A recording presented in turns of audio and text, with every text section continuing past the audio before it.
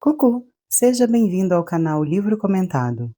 Nesse momento, estamos fazendo a leitura do livro Os Miseráveis, de Victor Hugo. Eu sou Nilma Oliveira. Vamos participar do segundo dia de audiência do julgamento de Champmathieu, Jean Valjean. A partir de agora, entramos no capítulo 10, o sistema das negações. O momento de fechar os debates chegou. O presidente fez levantar-se o acusado e fez a pergunta de costume. Você tem algo mais a acrescentar em sua defesa? O homem de pé, girando entre suas mãos um chapéu horroroso que ele tinha, parecia não entender. O presidente repete a questão. Desta vez, o homem entende. Ou ele pareceu compreender. Ele fez o movimento de quem acorda. Ele olhou em volta dele, observou o público, os guardas, seu advogado, os jurados, a corte. E fixando seus olhos no advogado geral, ele começa a falar. Foi como uma erupção. Parecia, pela forma como as palavras escapavam de sua boca, incoerentes, impetuosas, misturadas, confusas, que elas estavam apressadas para saírem todas ao mesmo tempo. Ele diz: eu tenho a dizer isso, que eu fui Charron a Paris. E isso foi mesmo com Monsieur Balou. Foi um tempo duro. Como Charron, nós trabalhamos sempre em pleno ar, nos pátios ou sobre algumas cabanas, quando os mestres são bons. Mas jamais dentro de um ateliê fechado, porque é necessário espaço. Vejam bem, no inverno sentimos tanto frio que agitamos os braços para nos aquecermos. Mas os mestres não queriam isso não. Eles diziam que isso nos fazia perder tempo. Manusear o ferro. Quando o frio é tanto que tem neve no pavê, é rude. Isso gasta rápido um homem. Nós ficamos velhos, ainda jovens. Há 40 anos, um homem está tão acabado. E imaginem, eu já tinha 53. E tinha mal o corpo todo. E depois, eles são bem ruins com os obreiros. Eu não ganhava mais de 30 sous por dia. Eles me pagavam o mais barato que podiam. Os mestres aproveitavam-se da minha idade. Quando não somos mais jovens, eles nos chamam só para os velhos canários, as velhas bestas. Com isso, eu tinha a minha filha, que era lavadeira no Rio. Ela ganhava também um pouco do seu lado e chegava para vivermos. Ela também tinha uma grande pena, todo dia, enfiada até a cintura, no rio, com chuva, com neve, com vento que cortava o rosto, e mesmo quando as águas do rio estavam congeladas, era preciso lavar a roupa assim mesmo, porque existiam pessoas que não possuíam muita roupa e esperavam a entrega em seguida. Se ela não as lavasse, perderia os clientes. Ter a saia molhada embaixo e em cima, o frio, isso penetra. Ela também trabalhou durante um tempo no lavatório des Enfants Rouges, onde a água chega por uma torneira. Ela não ficava mais dentro da bacia. E, como era um local fechado, sentia-se menos frio no corpo. Mas havia um vapor quente que machucava os olhos. Ela chegava em casa às 7 horas da noite e acostava-se cedo. Ela estava tão cansada. Seu marido batia muito nela. Ela morreu. Nós não fomos felizes. Ela era uma brava filha, que não ia nos bailes. Era uma moça tranquila. Eu me lembro até de uma terça-feira de carnaval, que ela já dormia às 8 da noite. Vá lá, eu digo a verdade. É só perguntar. Mas, como eu sou besta, perguntar a quem? Paris é um abismo. Quem conhece Père Champmathieu?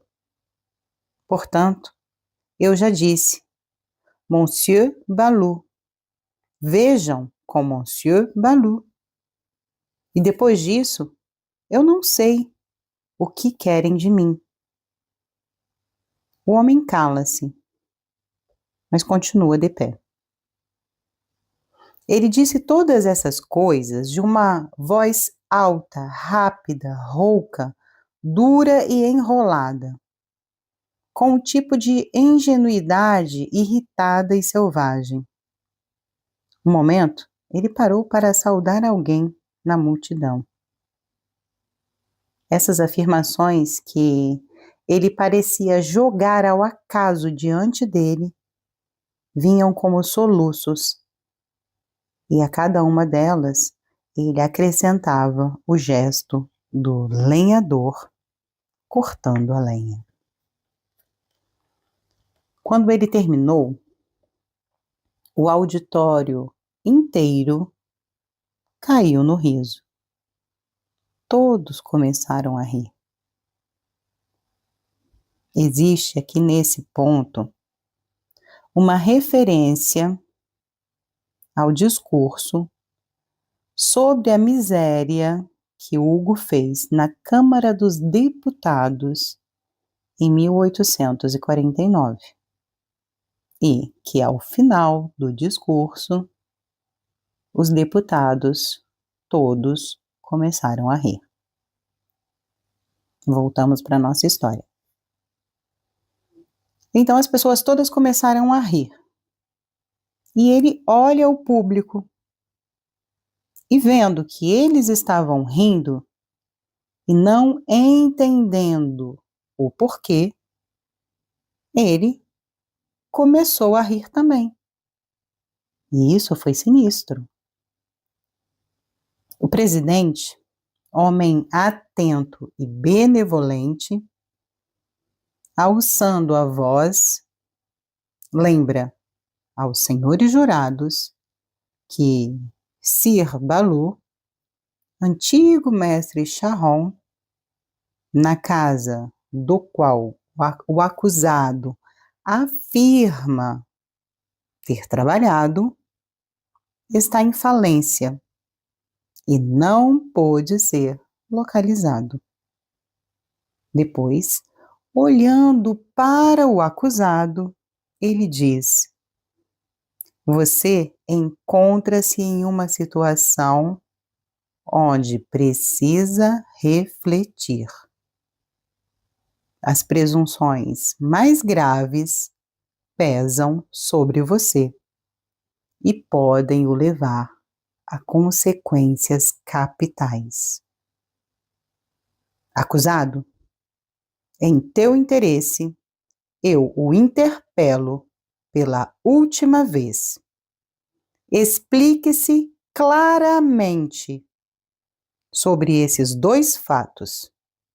Primeiro, você, sim ou não, entrou escalando o muro na propriedade Pierron, quebrou o galho e roubou maçãs, cometendo assim um crime de roubo com escalada? Segundo, sim ou não, você é o prisioneiro liberado Jean Valjean? D'abord, ele começa a falar e olha para o seu chapéu. Depois ele revira os olhos para o teto e se cala. Acusado, diz o advogado-geral, com uma voz bem severa. Faça atenção. Você não responde nada do que perguntamos. Tua perturbação o condena. É evidente que você não se chama Champmathieu e que você é o prisioneiro Jean Valjean. Escondido atrás de Jean Mathieu, o nome de sua mãe, é evidente que você foi a Auvergne, que nasceu a Faverolles, onde foi podador. É evidente que você escalou e roubou essas maçãs maduras da casa Pierron. Senhores jurados, apreciem isso. O acusado, que nesse meio tempo havia sentado, fica de pé com um gesto brusco e diz: Você é muito mal, você. É isso que eu queria dizer. Eu não roubei nada. Eu sou um homem que não come todos os dias. Eu vim da região de Ali, depois de uma grande onda que deixou o campo todo amarelo. Mesmo com a maré transbordando e tudo estando sujo de areia, eu encontrei um galho cheio de maçãs no chão. E eu recolhi o galho do chão, sem saber toda a pena que ele me traria. Fazem 3 meses que estou na prisão, sendo arrastado de um lado para outro. Depois disso, eu não posso dizer. Eles falam todo o tempo contra mim e me dizem: responda. O policial, que é boa criança, me acotovela e diz: responda. Eu não sei explicar. Eu não estudei. Eu sou um pobre homem e vocês estão errados de não o ver. Eu não roubei.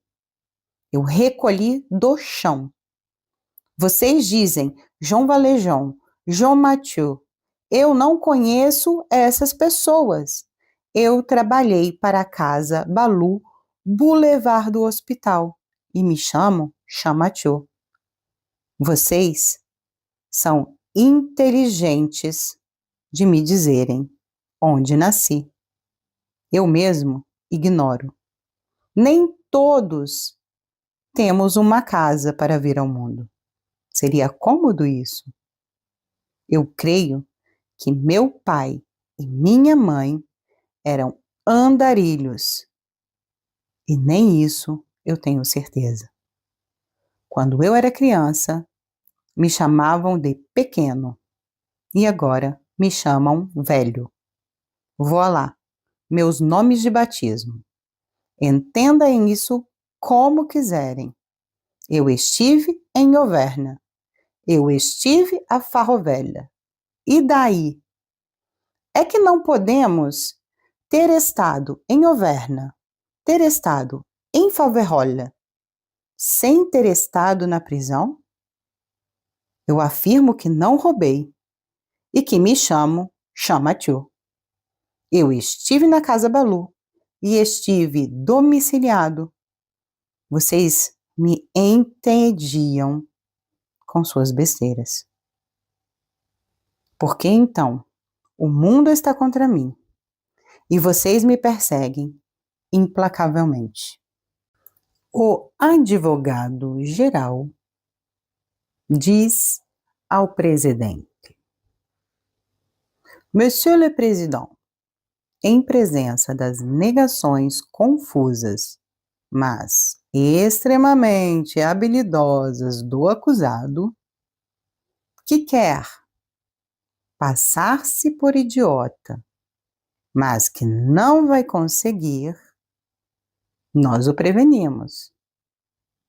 Nós requeremos que, estando a corte de acordo, chamar novamente ao recinto os condenados Brevet, Cochepaille e Chenildieu e o inspetor de polícia, Javert, e os interrogar mais uma vez sobre a identidade do acusado. Eu faço a remarca, disse o presidente, que o inspetor de polícia Javert já partiu da cidade para retomar suas funções em uma cidade vizinha. Ele fez isso logo após a sua deposição. E foi com o consentimento escrito da corte, do advogado-geral e da defesa. É exato, Monsieur le Président, diz o advogado-geral. Na ausência de Sir Javert, creio poder lembrar aos senhores suas palavras ditas um pouco mais cedo, aqui mesmo, nesta sala. Javert, um homem estimado e honrado por sua rigorosa e estrita probidade nas funções inferiores, mas importantes. Voici suas palavras. Eu não preciso de presunções morais ou provas materiais que desmintam as negações do acusado. Este homem é um antigo prisioneiro, muito mau e temido, chamado Jean Valjean. Foi liberado ao final de sua pena com um extremo arrependimento. Ele passou 19 anos nos trabalhos forçados por roubo qualificado. Ele tentou escapar 4 ou 5 vezes. Outra, o roubo do Petit Gervais, o roubo das maçãs, e eu suponho, ainda, de um outro roubo cometido por ele na casa de Vossa Grandeza, o defunto Bispo de Digne. Eu repito, eu o reconheço perfeitamente. Essa declaração tão precisa pareceu produzir uma viva impressão sobre o público e os jurados. O advogado-geral terminou insistindo que, mesmo na ausência de Javert, os outros 3 condenados poderiam ser reouvidos. Então o presidente deu a ordem e um momento depois a porta do boxe das testemunhas abriu-se. Entrou o oficial de justiça, acompanhado de um policial para o emprestar uma mão forte caso fosse necessário, e o condenado Brevet. Nesse momento, o auditório ficou em suspenso. Todos os corações palpitavam como se fossem uma só alma. O antigo prisioneiro usava uma veste preta e cinza das prisões centrais. Brevet é um tipo de pessoa com seus 60 anos, que parecia um empresário com ar de malícia. Às vezes, isso vai junto. Ele acabou por retornar à prisão, onde alguns de seus malfeitos o levaram de volta. Ali, ele se transformou em um tipo de prisioneiro de confiança. Era um homem do qual os chefes diziam: ele tenta ser útil. O capelão testemunhava de suas boas obras religiosas. E não podemos esquecer que isso passou no período da restauração. Brevet, diz o presidente, você foi condenado por um crime infame e não pode prestar juramento. Ele abaixa a cabeça. No entanto, mesmo dentro de um homem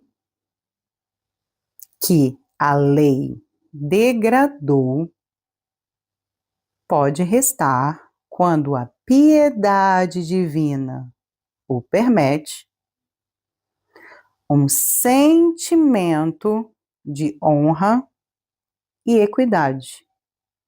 É a esse sentimento que apelo nessa hora decisiva. Se ele ainda existe em você, e isso espero, reflita antes de responder. Considere esse homem que só uma palavra sua pode colocá-lo a perder. De outro lado, considere a justiça, que, com uma só palavra sua, pode esclarecer-se. O instante solene chegou. E ainda dá tempo de se retratar, se você acredita ter se enganado. Acusado, levante-se. Brevet, olhe bem o acusado. Recolha suas recordações e diga-nos, em vossa alma e consciência, se você persiste em reconhecer este homem como teu antigo camarada de prisão, Jean Valjean. Então Brevet olha o acusado, depois vira-se para a corte e diz: Sim, monsieur le président, eu fui o primeiro a reconhecê-lo e persisto. Este homem é Jean Valjean. Entrou a Toulon no ano 1796 e saiu em 1815. Eu saí um ano depois dele. Ele agora parece um idiota. A idade o deteriorou. Na prisão ele era sorrateiro, mas eu o reconheço positivamente. Pode sentar-se, disse o presidente. Acusado, permaneça de pé. Então agora eles introduziram o segundo condenado, Chénidieu, prisioneiro. A vida, como indicavam a sua casaquinha vermelha e o seu bonezinho verde, era um pequeno homem de uns 50 anos que havia em seus membros e em toda a sua figura, toda a sua pessoa, um tipo de fragilidade doentia e uma força imensa em seu olhar. Seus colegas da prisão o apelidaram de Je nie Dieu, que significa eu nego Deus. Então o presidente repete pouco a pouco as mesmas palavras que disse a Brevet. Je nie Dieu. No momento que ele diz que ele não pode prestar o seu juramento, ele encara de face a multidão, que para até de respirar. E o presidente pede que ele recolha o seu olhar. Depois disso, ele começa a rir e responde: sim, eu o reconheço. Como não? Nós estivemos por 5 anos presos na mesma corrente. Era meu vizinho de corrente. Você está de mau humor, meu velho? Pode sentar-se, disse o presidente. Então entra o terceiro condenado, que é Cochepaille. Outro condenado à vida, por suas roupinhas dava para ver. Mas na verdade ele era um paisano de Lourdes e um urso dos Pirineus. Ele era pastor de ovelhas na montanha e de pastor passou a bandido. Cochepaille não era um homem selvagem e parecia mais estúpido do que o acusado.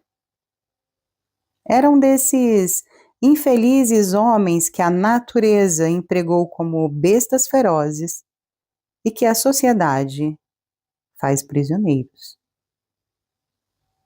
O presidente tenta o remoer com algumas palavras patéticas e graves ao mesmo tempo e o pergunta, como perguntou aos outros dois, se ele reconhece o homem que está de pé diante dele.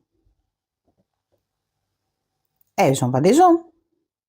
E nós o chamávamos de Jean Le Cric, de tanto que o bichinho era forte. Cada uma dessas afirmações, evidentemente sinceras e de boa fé, tirou do público um murmúrio de mau agouro para o acusado. Um murmúrio que crescia e se prolongava mais a cada nova declaração. O acusado escutou, surpreso, cada uma delas. Essa surpresa, que segundo o advogado-geral, era a sua defesa. Na primeira, ele murmura, eh bien. Na segunda, ele diz, ah bom? E na terceira, ele grita, mentiroso! O presidente o interpela. Acusado? Tens algo a dizer? Eu digo, mentiroso! Um rumor eclata na multidão e chega até os jurados. Era visível que ele estava perdido. Agentes de justiça! Agentes de justiça! Imponham silêncio na sala, controlem a multidão. É hora de fechar os debates. E nesse momento, como teve todo aquele burburinho ali, a multidão toda ficou... Houve um outro movimento ao lado do presidente. Mas ninguém percebeu. E nesse burburinho, o povo tentando colocar ordem no tribunal, ainda não tinha martelo para bater, Por isso é que tem o martelo, tá vendo? Eles escutaram ali uma voz gritar. Brevet! Chenidje! Courchepaille! Olhem nessa direção aqui! Ao ouvir essa voz lamentável e terrível, todos estremeceram, a multidão se calou, o jurado estatalaram os olhos, os juízes, a corte ficou com a boca aberta. Todos olharam para o ponto de onde ela vinha. E 20 pessoas o reconheceram e exclamaram, todos em uníssono: Monsieur Madeleine! E esse é o final. Capítulo 11. Champmathieu cada vez mais surpreso. E era ele, de fato. A lâmpada do escrivão clareava o seu rosto. Ele segurava em sua mão o seu chapéu. Ele estava bem vestido, organizado. Seu sobretudo fechado com cuidado. Ele estava pálido e trêmulo. Seus cabelos, que eram grisalhos quando ele chegou a Arras, agora estavam totalmente brancos. Todas as cabeças estavam voltadas para ele. A sensação foi indescritível. Houve no auditório um instante de hesitação. A voz era tão comovente e esse homem parecia tão calmo que no primeiro instante ninguém entendeu nada. Todos se perguntavam quem gritou, sem poder acreditar que foi aquele homem tão tranquilo. Antes que uma palavra fosse pronunciada ou um gesto feito, ele aproximou-se das testemunhas e perguntou: Vocês não me reconhecem? Os três, atordoados, fazem um sinal que não com a cabeça. Courchepaille ficou tão intimidado que ele fez mesmo uma saudação militar. Então Madeleine vira para a corte e os jurados e diz, com uma voz suave: Senhores jurados, liberem o acusado. Monsieur Presidente, faça prender-me. O homem que vocês procuram não é ele, sou eu. Eu sou Jean Valjean. Tan, tan, tan, tan. Ninguém respirava. Sentia-se na sala esse tipo de terror religioso que toma a multidão quando algo grande acontece. O silêncio era de sepulcro. No entanto, o rosto do presidente encheu-se de simpatia e tristeza. Ele troca um sinal rápido com o advogado e algumas palavras baixas com seus assessores. E depois pergunta: Tem um médico aqui? E o advogado-geral pede: Senhores jurados, o incidente estranho e inesperado que perturba a audiência não nos convém ou inspira, como a vocês, um sentimento que não precisamos expressar. Vocês todos conhecem, ao menos de reputação, o honrado Monsieur Madeleine, prefeito de Montreuil-sur-Mer. Se tem um médico no auditório, eu peço que venha até Monsieur Presidente para bem assistir Monsieur Madeleine e o conduzir à sua residência. Madeleine, então, o interrompe com uma voz mansa e autoritária. E voici as palavras que ele pronunciou. As palavras, literalmente, tal como foram escritas imediatamente após a audiência por uma testemunha desta cena. Tal qual como ressoam nas orelhas daqueles que as ouviram há quase 40 anos de hoje. Eu agradeço, mas não estou louco. Vocês verão. Vocês estavam a ponto de cometer um grande erro. Liberem esse homem. Eu sou esse infeliz condenado. Eu sou o único que vê claramente aqui. E digo a verdade. O que faço agora, Deus, lá de cima, vê. E, portanto, eu fiz o meu melhor. Me escondi atrás de outro nome. Eu fiquei rico. Eu virei prefeito.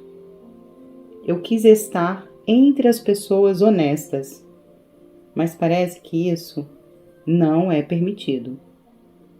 Enfim, eu poderia dizer muitas coisas, mas não vou ficar aqui contando minha vida.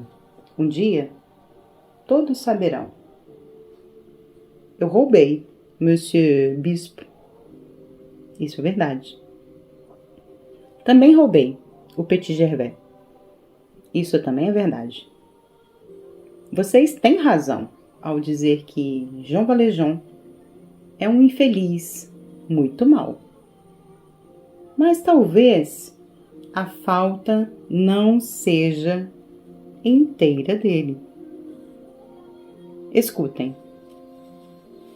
O homem que foi tão rebaixado como eu não tem reclamações a fazer à providência, nem conselho a dar à sociedade. Mas vejam, a infâmia de onde tentei sair é prejudicial. As prisões fazem prisioneiros. Retenham isso se vocês quiserem. Antes da prisão, eu era um pobre paisano, pouco inteligente, uma espécie de idiota. A prisão me mudou. Eu era estúpido e me tornei mau. Mais tarde, a indulgência e a bondade me salvaram, como a severidade perdeu-me. Mas, perdão, vocês não podem compreender isso que eu digo. Vocês encontrarão na minha casa, entre as cinzas da chaminé, a moeda de 40 sous do Petit Gervais, que eu roubei há 7 anos. Não tenho mais nada a dizer. Prendam-me. Meu Deus! Monsieur, o advogado, remexe a cabeça pensando. Monsieur Madeleine ficou louco. Vocês não acreditam em mim. E isso é angustiante. Soltem esse homem. Senhores jurados, não o condenem. Mesmo que esses daqui não me reconheçam. Ai, eu queria tanto que Javert estivesse aqui, porque Javert, ele me reconheceria. Nada era mais melancólico, benevolente e sombrio que o tom de voz que acompanhava essas palavras. Então ele vira para os 3 condenados e diz: Eh bien, vocês não me reconhecem, mas eu conheço vocês. Brevez-vous? Ele se interrompe, hesita um momento e diz: Tu lembra dos suspensórios em tricô articulado que você tinha na prisão? Brevet teve como uma sacudida e o olha da cabeça aos pés, surpreso. Chénidieu, você mesmo apelidou-se de Chénidieu. Você tem todo o lado direito das costas queimado profundamente. Você deitou um dia em um braseiro para tentar apagar as letras T, F, P e que ainda estão visíveis. Verdade ou não? É verdade, sim. Cochepaille, você tem gravado em letras azuis no teu braço esquerdo uma data feita com pó queimado. 1º de março, 1815. O dia do desembarque do imperador a Cannes. Levante sua manga. Então Cochepaille levanta a manga da camisa e todos os olhos estavam convergidos em seu braço nu. Um policial aproxima uma lâmpada e a data estava ali.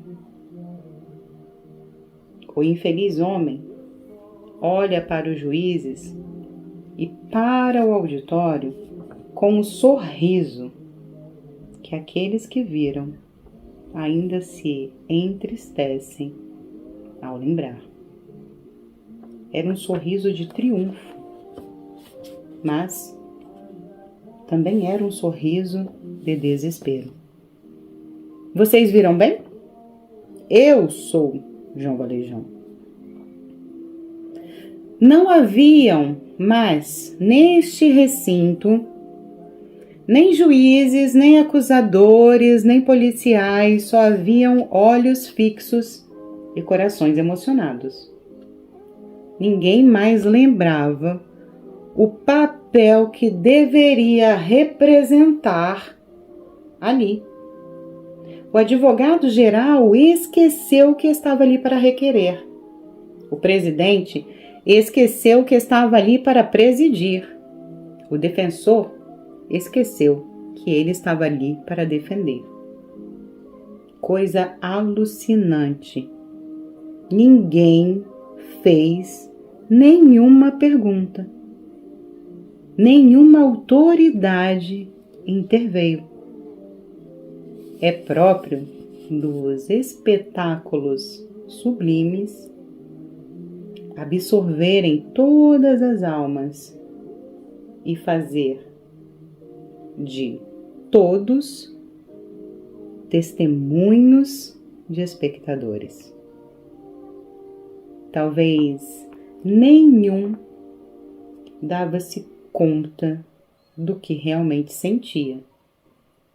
Sem dúvidas, nenhum deles se dizia que viu resplandecer uma grande luz. Eles estavam encantados.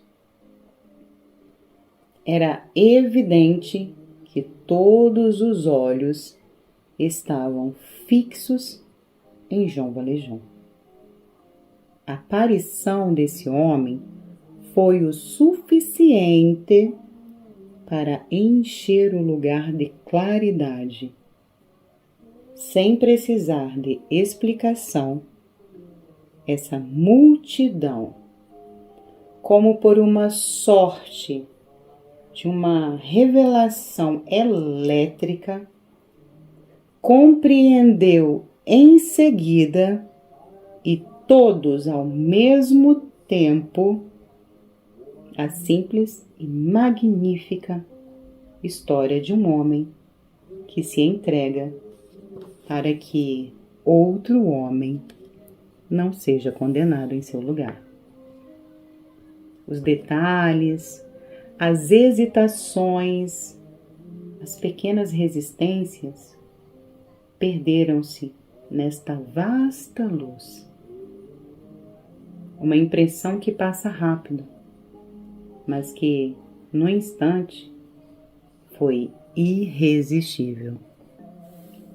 Então ele diz: eu não quero atrapalhar mais a audiência. Eu já vou, visto que ninguém me prende. Tenho muitas coisas para fazer. O advogado-geral sabe quem sou e onde vou. Me prenderá quando quiser. Então ele vai embora. Atravessa a sala. Nenhuma voz, nenhum braço se levantou para o impedir. Ao contrário, as pessoas afastavam-se na multidão, dando passagem a ele. Ele tinha, nesse momento, esse je ne sais quoi de divino que faz as multidões recuarem. Ele caminhou lentamente. Não sabemos quem abriu a porta, mas ela já estava grande e aberta quando ele chegou. Então, dali, ele virou e disse ao advogado: estou à sua disposição. E depois ele disse à multidão: vocês me encontram digno de piedade, mas se soubessem o que estive a ponto de fazer, me invejariam. No entanto, eu preferiria que nada disso tivesse acontecido. Então ele saiu e a porta se fechou detrás dele. Porque os que fazem coisas soberanas estão sempre seguros de serem servidos por alguém da multidão. Em menos de 1 hora depois, o veredito dos jurados inocentava de todas as acusações Champmathieu, posto em liberdade em seguida, e que se foi dali completamente atordoado, crendo que todos os homens são loucos e não compreendendo nada daquela visão. E esse é o final do nosso capítulo de hoje. O que será que vai acontecer agora?